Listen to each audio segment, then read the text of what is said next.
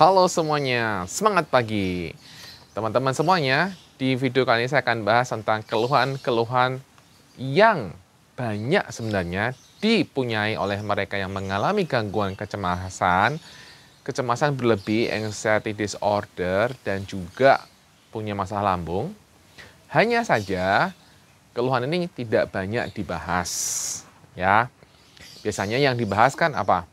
Kenapa jantung berdebar, cara mengatasinya, kenapa pusing, cara mengatasinya, lemes, cara mengatasinya, kenapa itu, kenapa bisa takut, mengatasi pikiran negatif, dan lain-lain, ya kan? Nah, di video ini saya akan bahas tentang keluhan-keluhan yang juga banyak dialami mereka yang mengalami masalah kecemasan, tapi tidak banyak, sekali lagi, tidak banyak dibahas. Nah, apa itu? Ayo, mau tahu? Yuk, lanjut ya sekarang, silahkan. Hal pertama yang tidak banyak dibahas adalah perasaan bersalah.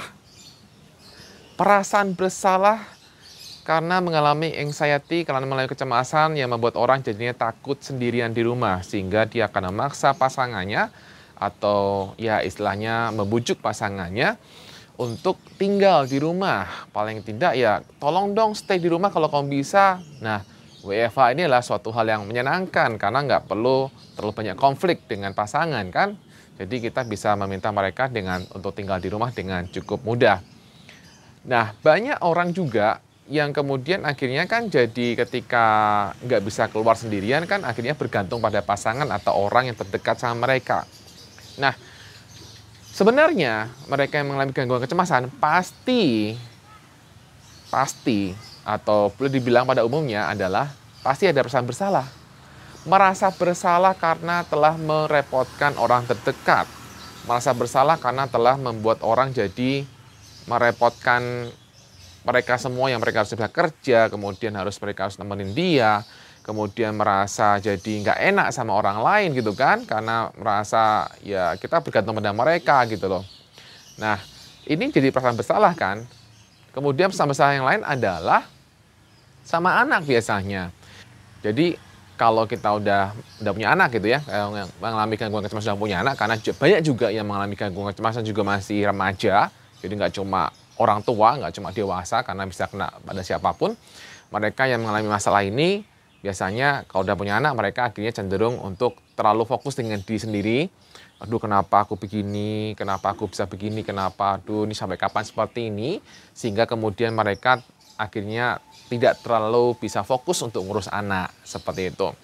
Sehingga ketika mereka tidak bisa terlalu fokus ngurus anak, yang terjadi mereka kemudian jadi beban batin juga kan.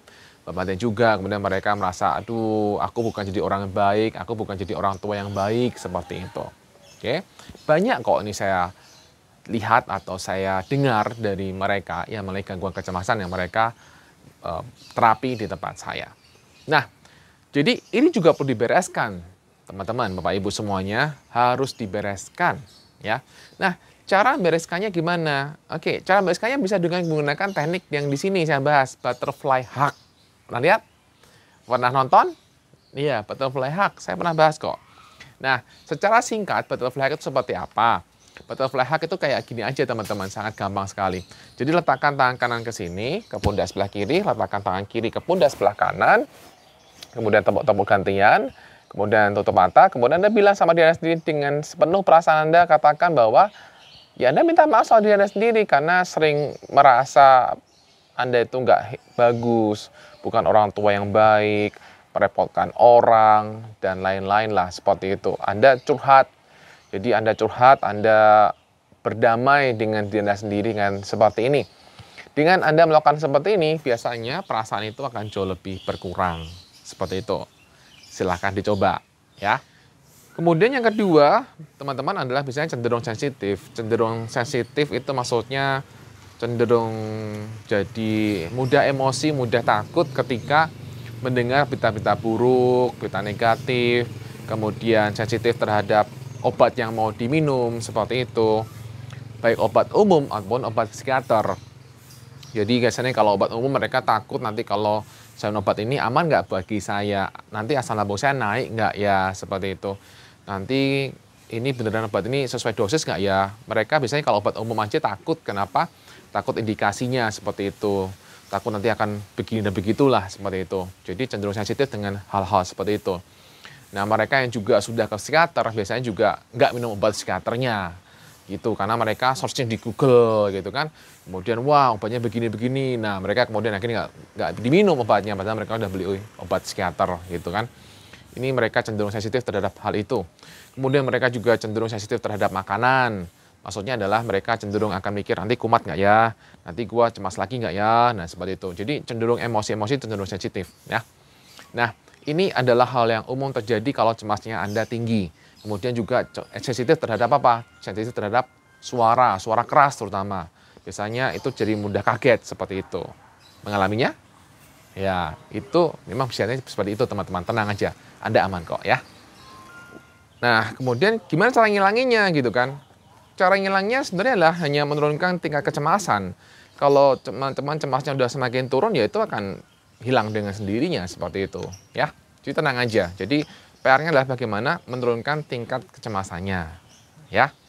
Kemudian yang lain adalah biasanya takut bahwa pikiran mereka akan menjadi kenyataan gitu kan. Jadi ada beberapa orang yang cemas kemudian takut melihat pisau karena mereka takut akan mencelakai orang seperti itu atau orang terdekat mereka. Padahal ya nggak akan terjadi sebenarnya. Cuma pikiran itu terlalu mendominasi gitu loh. Atau ya cukup kita lihat adalah orang-orang yang ya kalau ada cemas kan biasanya kan takut mati gitu kan. Takut bahwa pikiran itu akan menjadi kenyataan seperti itu. Jadi itu menjadi hal yang menakutkan bagi teman-teman semuanya. Padahal ya yang saya mau katakan adalah punya pikiran itu belum tentu itu akan terjadi. Kemudian yang lain biasanya adalah sering mikir aku akan bahagia jika aku sudah sembuh. Aku akan bahagia jika aku seperti itu. Ya itu umum teman-teman sebenarnya. Nah cuma akhirnya yang terjadi adalah mereka akhirnya jadi tidak bisa menikmati hidup. Nah teman-teman semuanya yang mau saya katakan dengan ini adalah walaupun teman-teman mengalami kecemasan ya, gangguan kecemasan, asam lambung dan sebagainya, itu tidak menghalangi teman-teman untuk bisa bahagia. Ya. Cuma kita cenderung tidak melihat sisi baik dari anxiety-nya. Teman-teman sering melihat sisi buruk dari cemas yang sedang terjadi. Sehingga kita melupakan yang baik. Lupakan yang baik bahwa anak kita tuh sehat, nggak sakit. Kemudian bahwa kita masih punya dapat duit seperti itu. Kemudian bahwa sesungguhnya Anda juga nggak sakit gitu kan. Karena yang bermasalah kan di pikiran. Pikiran itu merasa selalu ada bahaya, sebenarnya nggak ada bahaya. Dan kemudian itu mengaruh ke lambung, jadi asam lambung jadi semakin naik seperti itu. Jadi sebenarnya Anda kan sehat. Tapi karena kita cenderung mikir yang negatif, jadinya itu mengaruh ke body. Nah, inilah teman-teman yang saya mau bahas bahwa teman-teman izinkan untuk tetap bisa mencari hal yang bisa disyukuri dari semua yang teman-teman alami. Tidak mudah, saya mengerti.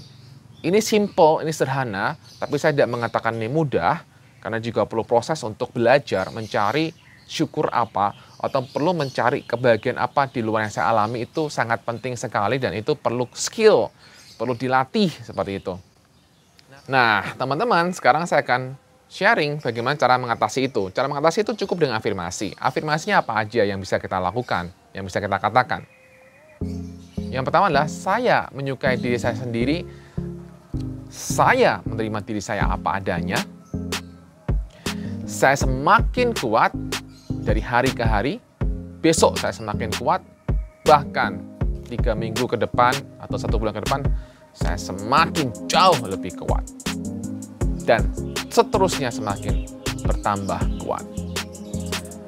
Ada banyak hal yang baik yang terjadi pada hidupku. Apapun yang terjadi, semuanya baik. Semuanya bekerja untuk kebaikanku. Kemacetan, lampu merah, antrian, dan lain-lain melatih diriku untuk jauh lebih sabar. Membuat diriku untuk jauh lebih sabar dan semakin merasakan adanya kehadiran Tuhan di dalam diriku. Rasakan adanya kehadiran Tuhan yang selalu ada untuk aku berlatih bahwa selalu ada Tuhan yang selalu ada bersama dengan diriku. Nah, teman-teman silahkan untuk teman-teman praktek apa yang saya bahas tadi. Dan saya juga punya program baru yaitu Zoom kelas fundamental selamat tinggal anxiety disorder.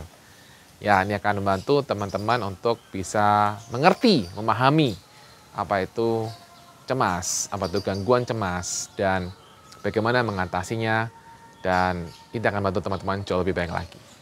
Dan silahkan join ya, untuk informasi lebih lanjut silahkan klik link di deskripsi. Dan seperti biasa teman-teman, silahkan follow Instagram saya, dan juga silahkan yang belum subscribe, subscribe, dan silahkan komentar. Demikian teman-teman, semoga apa yang saya bahas bisa bermanfaat bagi teman-teman semuanya. Salam sehat.